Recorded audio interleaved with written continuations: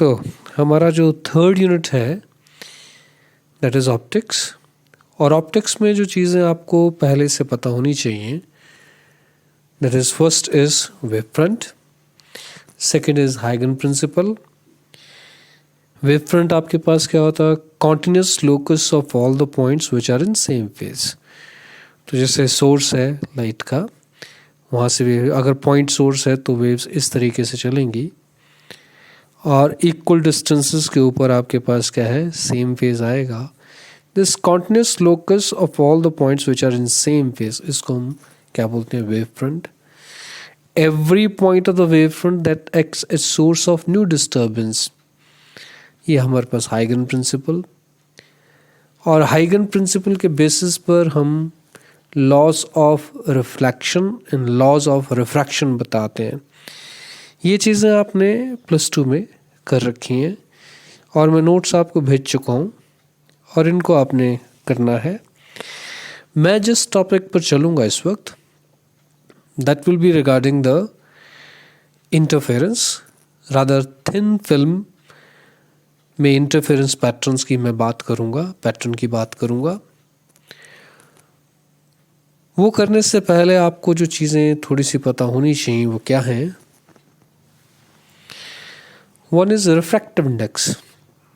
Refractive index किसी medium क्या क्या होता है कि भाई लाइट की स्पीड उस मीडियम में क्या है, सपोज दैट इज़ v,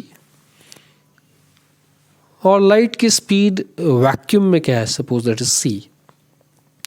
तो इन दोनों की ratio, speed of light in vacuum to the speed of light in that medium, इसको हम क्या बोलते हैं, the refractive index. Absolute value refractive index की यही होती है। इसी तरीके से हम डिफाइन करते हैं। पहली चीज़ ये आपको पता होनी चाहिए। दूसरी चीज़ कि जब भी रिफ्लेक्शन डेंसर मीडियम से होगा, मतलब रे रेरर मीडियम से डेंसर मीडियम की ओर जा रही है सपोज, तो रे अगर रेरर मीडियम से डेंसर मीडियम की ओर जाने की कोशिश में है और यहाँ बाउंड्री पर, इंटरफेस पर रिफ्लेक्शन हो जाता है, then this is reflection from denser medium.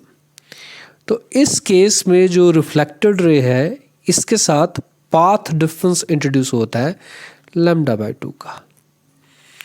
ऐसा क्यों कि जैसे ही आपके पास इस इंटरफेस पर क्रेस्ट पड़ेगा, न्यूटन्स थर्ड लॉ के अकॉर्डिंग ये क्रेस्ट का ट्रफ रिफ्लेक्ट होगा। ट्रफ पड़ेगा तो क्रेस्ट। और ये न्यूटन्स थर्ड लॉ मैंने क्यों बोला, to every action there is equal and opposite reaction. Reaction किसने किया, डेंसर मीडियम ने। ये डेंसर मीडियम की वजह से क्या हुआ, रिफ्लेक्शन हुआ, और उसकी वजह से कितना पाथ डिफरेंस इंट्रोड्यूस हुआ, λ/2। बिना चले ये पाथ डिफरेंस इंट्रोड्यूस हुआ है। और अगर मैं λ/2 के पाथ डिफरेंस की बात करूं, एक कंप्लीट वेव जो है उसमें लेंथ वाइज λ और फेज वाइज 2π कंज्यूम हो जाता है। इसका मतलब हाफ वेव की बात करूं देन पाई, तो λ/2 का path difference that is equal to phase difference of pi. ये भी चीज़ आप ध्यान में रखिएगा। सेकंड बात, अगर रिफ्लेक्शन रेयर मीडियम से होता है, मेरा कहने का मतलब है ये रेयर मीडियम है, डेंसर मीडियम है, और रे जो है वो डेंसर से रेयर की ओर जा रही है। ठीक है, पहले हमने जो केस कंसिडर किया था वो रेयरर से डेंसर की ओर कंसिडर किया था, तो रिफ्लेक्शन हमने कंसिडर की थी डेंसर मीडियम से। अब ये रेयरर की ओर जा रही है। अब अगर रिफ्लेक्शन हो जाता है तो ऐसा कुछ भी पाथ डिफरेंस या फेज डिफरेंस इंट्रोड्यूस नहीं होगा। मतलब अगर क्रेस्ट इस पर इंसिडेंट होता है तो क्रेस्ट की फॉर्म ही रिफ्लेक्ट हो जाएगा, और अगर ट्रफ है तो ट्रफ की फॉर्म में रिफ्लेक्ट हो जाएगा। तो ऐसा कोई भी पाथ डिफरेंस या फेज डिफरेंस इंट्रोड्यूस नहीं होगा if there is reflection from rare medium, जिसको हम बाद में डिस्कस भी करेंगे, लेकिन अभी फिलहाल ये आपको पता होना चाहिए। मेरा जो मेन काम यहाँ रहेगा इस वक्त, my topic is thin films. ठीक है, इंटरफेरेंस पैटर्न, इसको हम स्टडी कर रहे हैं। इंटरफेरेंस के लिए बहुत ज़रूरी है क्या, कोहेरेंट सोर्सेज। कोहेरेंट सोर्सेज का मतलब होता है, दो सोर्सेज को हम कोहेरेंट कब बोलते हैं, when there is definite phase relationship between the waves emitted by them. मेरा कहने का सिंपल मतलब है क्या कि सपोज मेरे पास ये दो सोर्सेज हैं, यहाँ से वेव चली और किसी पॉइंट पर पहुँच रही हैं, सपोज यहाँ। तो इस पॉइंट पर इन दोनों सोर्सेज की वजह से एक डेफिनेट फेज रिलेशनशिप होना चाहिए। एक बार अगर सपोज क्रेस्ट के ऊपर क्रेस्ट पड़ गया, सपोज इस पॉइंट के ऊपर, विद टाइम में मतलब यहाँ प्लेस फिक्स कर दिया हमने, टाइम के साथ अगर प्लॉट किया जाए तो अगर एक वेव ऐसे चली है और दूसरी वेव भी टाइम के साथ इस तरीके से चली है, मतलब क्रेस्ट के ऊपर क्रेस्ट, ट्रफ के ऊपर ट्रफ पड़ता है, क्रेस्ट के ऊपर क्रेस्ट, ट्रफ के ऊपर ट्रफ, तो आपके पास नेट एम्पलीट्यूड क्या है, इंक्रीज हो जाएगा। और ऐसे को बोलते हैं हम कंस्ट्रक्टिव इंटरफेरेंस। और हमेशा के लिए ऐसा फेज रिलेशनशिप में रहना चाहिए। ऐसा नहीं कि कुछ टाइम के बाद क्रेस्ट के ऊपर ट्रफ पड़ना शुरू हो जाए, तो फिर ये कोहेरेंट वेव्स नहीं है, हालांकि इनकी फ्रिक्वेंसी हो सकता है सेम हो। तो पहली बात, कोहेरेंस के लिए फ्रिक्वेंसी का सेम होना भी ज़रूरी है। अगर दोनों की फ्रिक्वेंसी सेम नहीं है तो तब क्या होगा, तब आपके पास एक वेव ऐसे चली होगी और दूसरे का फ्रिक्वेंसी मतलब टाइम पीरियड भी अलग होगा, तो फिर आप गारंटी तो बिल्कुल भी नहीं ले पाएंगे कि क्रेस्ट के ऊपर क्रेस्ट ही पड़ेगा हमेशा, ट्रफ के ऊपर ट्रफ ही पड़ेगा। तो फ्रिक्वेंसी का सेम होना तो ज़रूरी है, लेकिन दोनों सोर्सेज में एब्रप्ट कोई फ्लक्चुएशन नहीं होनी चाहिए, कोई भी फ्लक्चुएशन अलाउड नहीं है, अदरवाइज ये दोनों सोर्सेज क्या बन जाएंगी, they will no longer be coherent sources. तो डेफिनेट फेज रिलेशनशिप जरूरी है। जैसे मैंने अभी आपको बोला कि क्रेस्ट के ऊपर, ठीक है, क्रेस्ट और ट्रफ के ऊपर ट्रफ हमेशा पड़ता रहे, तो एम्पलीट्यूड आपके पास क्या हो जाएगा, मैक्सिमम हो जाएगा। और दो सोर्सेज से वेव चली हैं और इस पॉइंट पर पहुंच रही हैं, और इस पॉइंट पर टाइम के साथ आप इस तरीके से बता रहे हो। और अगर किसी और पॉइंट की बात हो रही है, ठीक है, और ऐसा हो जाता है कि क्रेस्ट के ऊपर मतलब एक वेव आपके पास टाइम के साथ ऐसे चली और दूसरी इस तरीके से, तो क्रेस्ट के ऊपर ट्रफ, ट्रफ के ऊपर क्रेस्ट पड़ जाता है, तब आपके पास एम्पलीट्यूड क्या हो जाएगा, मिनिमम। और दोनों के एम्पलीट्यूड अगर बराबर हो तो बिल्कुल ज़ीरो बनेगा, तो वो वाला पॉइंट आपके पास क्या बन जाएगा, मिनिमम इंटेंसिटी वाला, टाइम के साथ हम प्लॉट कर रहे हैं। और ये रिलेशनशिप जो एक बार डेवलप हो चुका है, ये हमेशा के लिए ऐसा ही रहना चाहिए। अगर मुझे यहाँ सस्टेन्ड इंटरफेरेंस पैटर्न चाहिए, मतलब ये इंटरफेरेंस पैटर्न यहाँ सस्टेन करे, यहाँ रहे, चेंज ना हो, तो जैसा फेज रिलेशनशिप एक बार आ चुका है वैसा ही रहना चाहिए। अगर वो मिनिमा वाला है तो मिनिमा वाला, और अगर मैक्सिमा वाला है तो मैक्सिमा वाला। तो there should be definite phase relationship between the waves emitted by the sources, ठीक है, reaching that point, तभी आप कह पाओगे वो सोर्सेस कैसी हैं, कोहेरेंट सोर्सेस। और क्रेस्ट के ऊपर क्रेस्ट और ट्रफ के ऊपर ट्रफ पड़ने का मतलब क्या है कि दोनों के बीच में फेज डिफरेंस या तो ज़ीरो है, या फिर लैम्डा है, या फिर 2 लैम्डा है, या 3 लैम्डा, या आपने +2 में भी पढ़ा होगा, इन जनरल n लैम्डा। तो अगर पाथ डिफरेंस n लैम्डा के बराबर आ जाता है तब हम क्या बोलेंगे, the points will be constructive, जिन पॉइंट्स के ऊपर ऐसा आ जाता है। लेकिन अगर मैं कहूँ कि भाई ये ऐसी बात है, इसका मतलब λ/2 का फ़र्क है, या 3 λ/2 का फ़र्क है, या 5 λ/2 का फ़र्क है, इन जनरल मैं क्या कहना चाहता हूँ, 2n+1 λ/2 का फ़र्क है।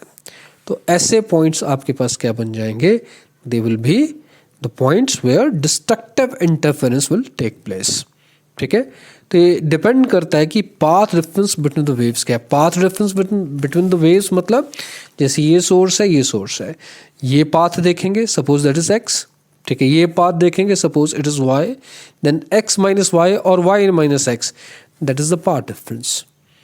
और वो डिसाइड करेगा कि इस पॉइंट के ऊपर क्या होने वाला है, कि वो इंटरफेरेंस पैटर्न आपके पास कंस्ट्रक्टिव वाला होगा कि डिस्ट्रक्टिव वाला होगा। Of course there should be definite phase relationship, वो फेज रिलेशनशिप टाइम के साथ चेंज नहीं होना चाहिए। Now interference can be obtained by division of wave front, जो यंग्स डबल स्लिट एक्सपेरिमेंट में होता है, ये आपने करना है, और डिवीजन ऑफ एम्पलीट्यूड, ठीक है, आपने यंग्स डबल स्लिट एक्सपेरिमेंट में जो एक्सपेरिमेंट करके रखा है, आपने क्या बोला था उसमें कि स्लिट्स हैं दो, एक सोर्स है which is equidistant from the slits S1 S2, ऐसे बात होती है। अभी पॉइंट सोर्स से वेव्स चलेंगी और ये वेव फ्रंट यहाँ स्ट्राइक करेगा, तो यहाँ जो S1 पर और S2 पर स्ट्राइक की एक ही वेव फ्रंट होगी, यहाँ से वेव्स जब निकलेंगी तो एक किस्म से क्या हुआ, ये वेव फ्रंट का डिवीजन हुआ। तो जब आप यंग्स डबल स्लिट एक्सपेरिमेंट को एक्सप्लेन करेंगे, that is the division of wave front. Second है आपके पास डिवीजन ऑफ एम्पलीट्यूड।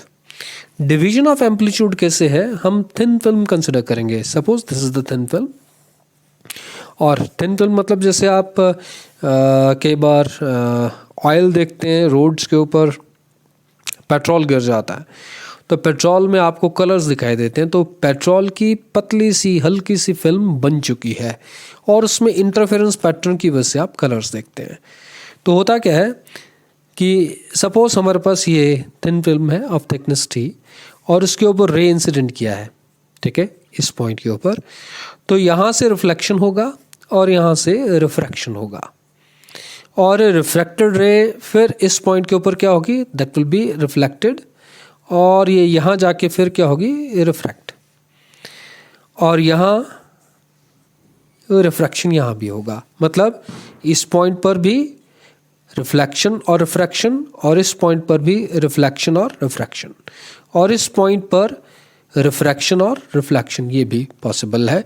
और ये आपके पास जब यहाँ होगा तो रिफ्रैक्शन और रिफ्लेक्शन ऐसा ही पॉसिबल है। तो आपके पास किस तरीके से पैटर्न को हम स्टडी करेंगे, अब ये बात निकल के आती है। एक बात कि इस पॉइंट पर जब रिफ्लेक्शन और रिफ्रैक्शन हुआ तो ये इंटेंसिटी का डिवीजन हुआ, और आपको पता है intensity is directly proportional to square of amplitude. तो अगर इंटेंसिटी देखो, कुछ इंटेंसिटी इस डायरेक्शन में गई, कुछ इंटेंसिटी यहाँ गई, तो इंटेंसिटी डिवाइड हो गई। अगर इंटेंसिटी डिवाइड हुई है तो एम्पलीट्यूड भी डिवाइड हुआ, तो दिस डिवीजन ऑफ एम्पलीट्यूड जो हम थिन फिल्म्स में स्टडी करेंगे। अब हमारा जो टॉपिक रहेगा that will B of thin films. यहाँ ये रे जो है A से B की ओर इंसिडेंट की गई, और यहाँ पूरे लॉज लगेंगे, laws of reflection and laws of refraction. तो B पॉइंट पर क्या हुआ, रिफ्लेक्शन हुआ अलोंग 1, और B पॉइंट पर रिफ्रैक्शन भी हुआ अलोंग BC, और C पॉइंट पर पहुंच के फिर रिफ्लेक्शन हुआ अलोंग CD, और रिफ्रैक्शन भी हुआ अलोंग CC डैश, और ये D पॉइंट पर फिर रिफ्लेक्शन हुआ, और ये E पॉइंट पर फिर रिफ्रैक्शन भी हुआ। तो फाइनली आपके पास जो रिफ्लेक्टेड सिस्टम सेम रीजन में, ठीक है, जो रेज मिली वो रे नंबर 1 एंड रे नंबर 2, इनके बीच में आप इंटरफेरेंस की बात करेंगे, ठीक है।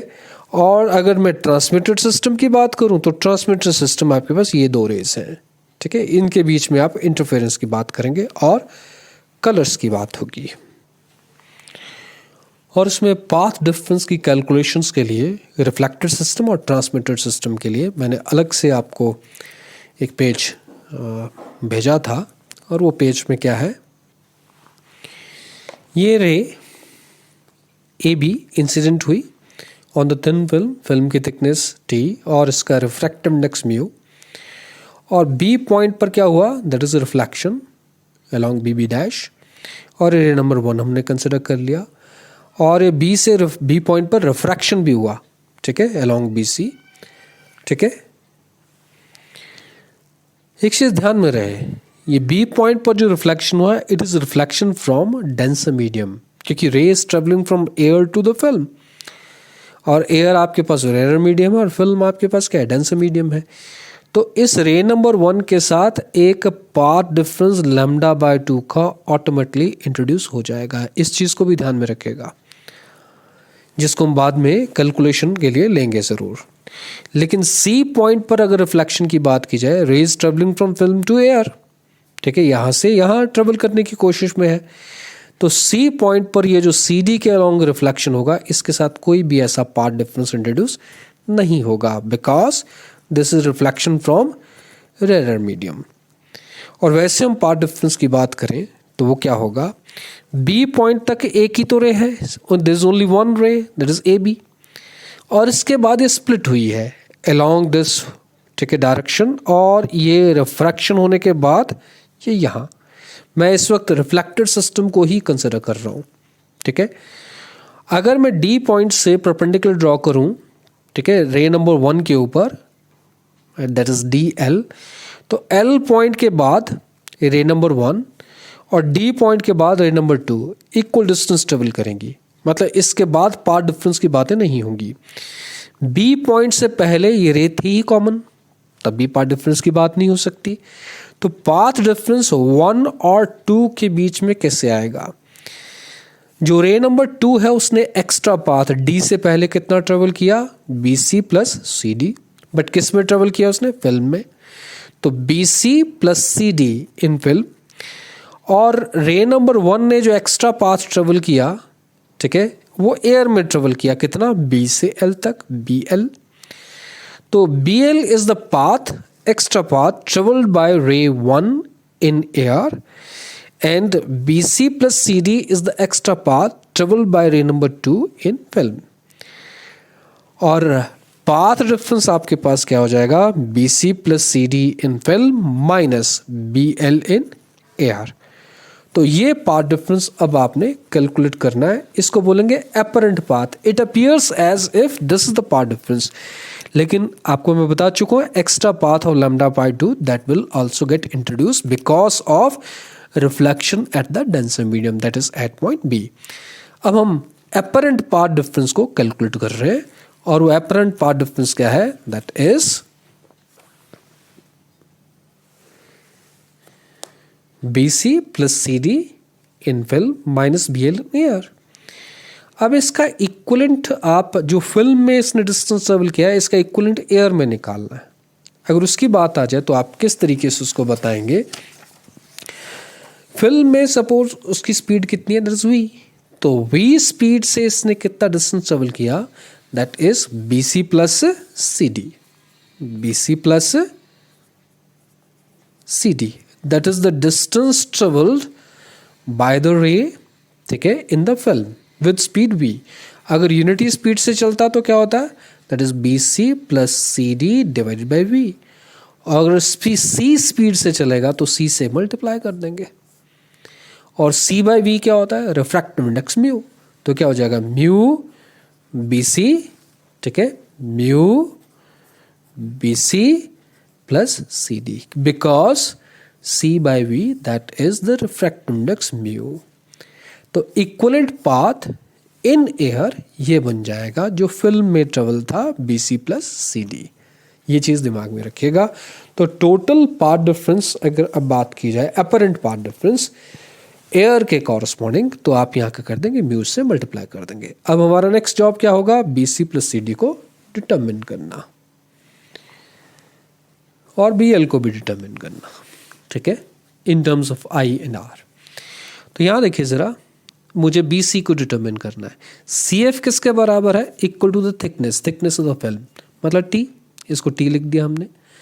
तो अगर मैं इस ट्रायंगल में BC की बात करूं, BC, और ये एंगल ऑफ आपके पास रिफ्रैक्शन है, अगर ये एंगल R है तो ये भी एंगल द सेम R, ठीक है, ये होगा, because these two perpendiculars they are parallel, ये और ये पैरेलल है, ये R है तो ये भी R होगा, that is the alternate angles, ठीक है।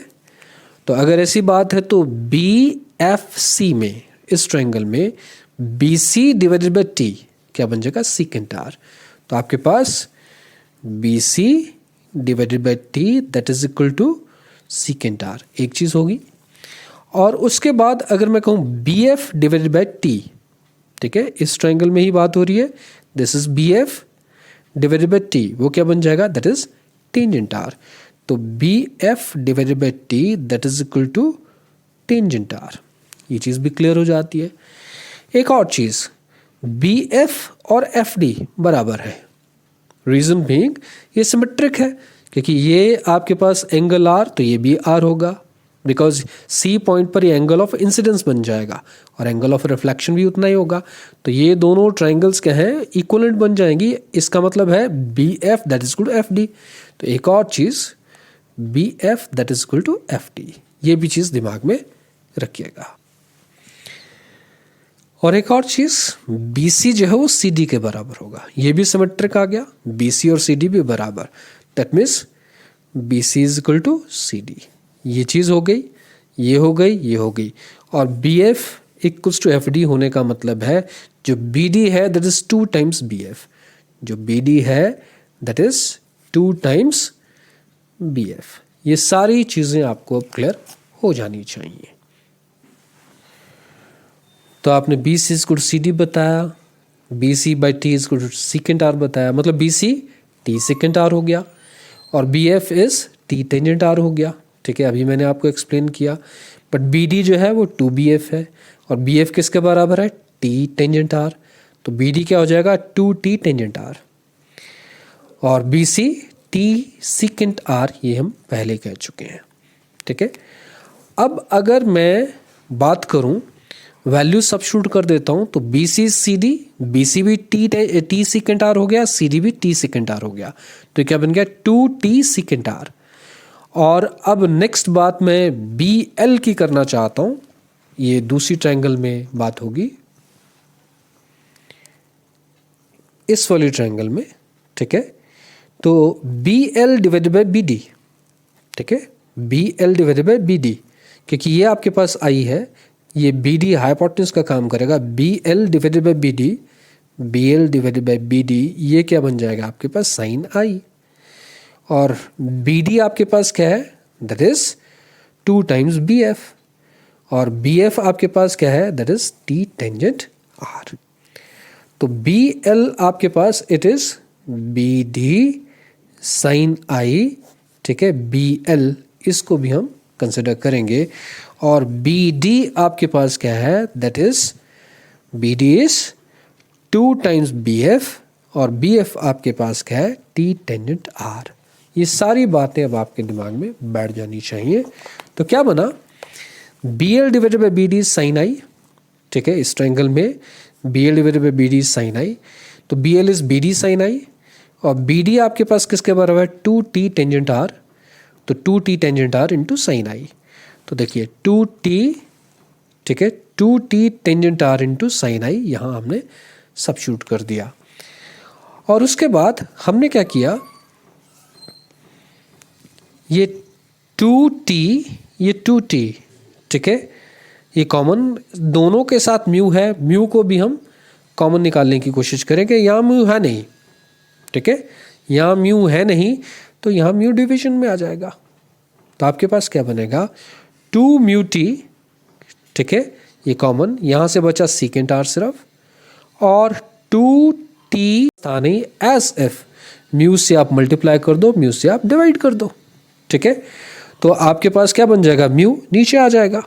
तो जैसे ये 2 म्यू टी में अंदर मल्टीप्लाई करूंगा तो म्यू से म्यू कैंसिल भी हो जाएगा। तो इन ए वे आपने क्या किया, 2 म्यू टी कॉमन निकाल लिया और सीकेंट आर ये आ गया और 2t ये बाहर जा चुका है, म्यू इसके पास था नहीं, तो म्यू डिवीजन में ले आए।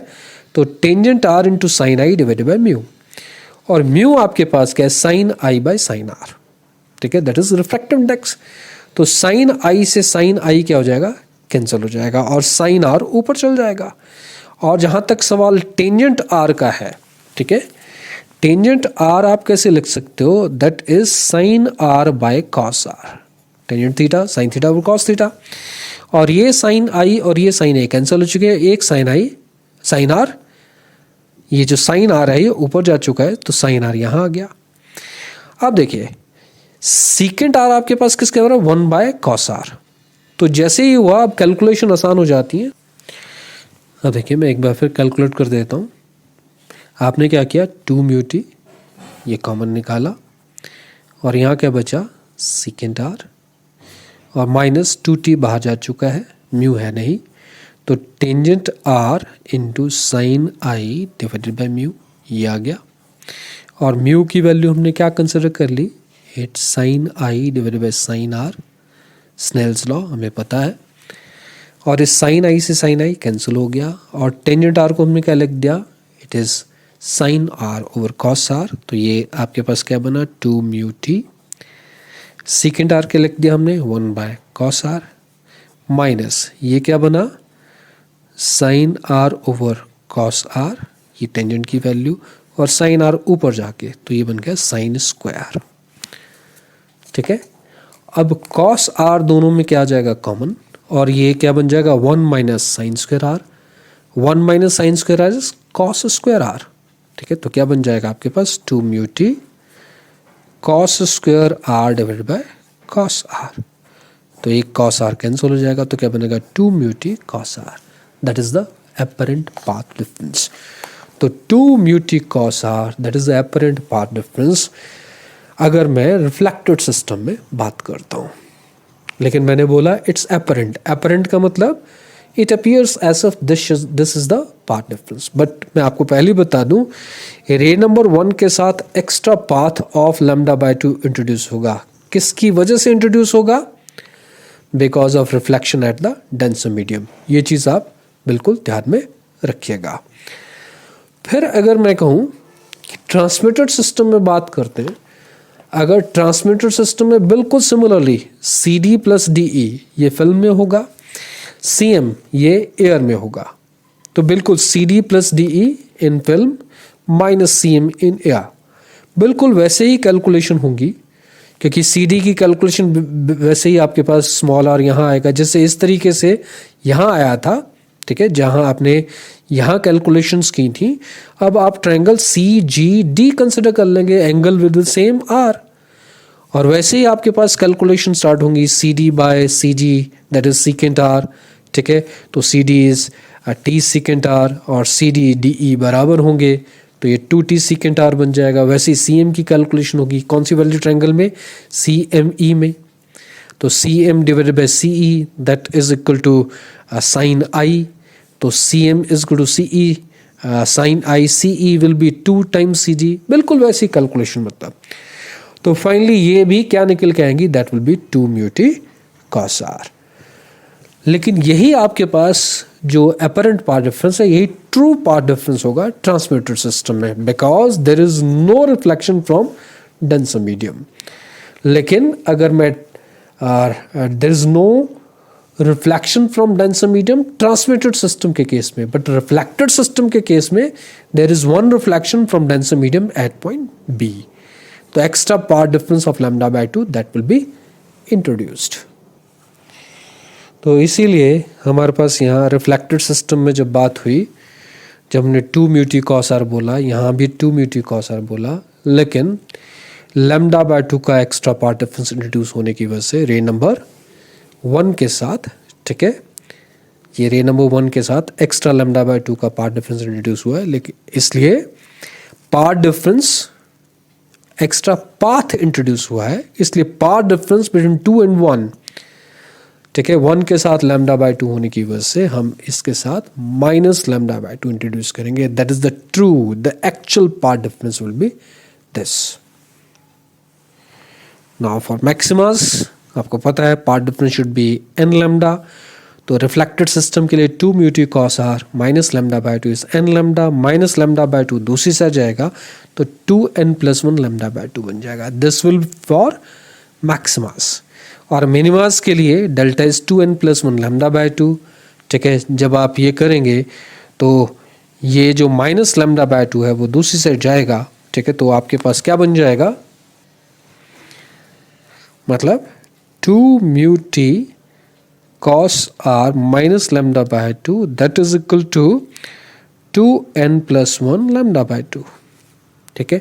ये lambda by 2 जब दूसरी साइड जाएगा तो एक्चुअली में एक और lambda by 2 ऐड हो गया, आप ऐसा कह देंगे, ठीक है, ये दूसरी साइड चल गया तो ये lambda by 2 एक्चुअली में जब यहाँ ऐड होगा तो यहाँ 2 बन जाएगा। It will be 2n + 2 lambda by 2, ये इवन बन चुका है, ठीक है। It will be n + 1 lambda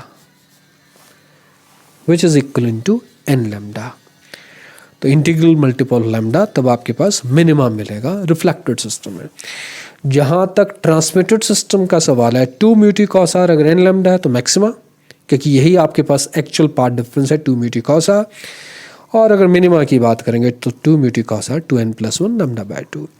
तो अगर मैं कंडीशंस को देखूं, कंस्ट्रक्टिव इंटरफेरेंस के लिए मैक्सिमा और डिस्ट्रक्टिव इंटरफेरेंस के लिए मैक्सिमा, ठीक है, तो ये कंडीशन उलट है, जो यहाँ मैक्सिमा के लिए कंडीशन है वो यहाँ मिनिमा के लिए कंडीशन है, जो यहाँ मिनिमा के लिए कंडीशन है वो यहाँ मैक्सिमा के लिए कंडीशन है।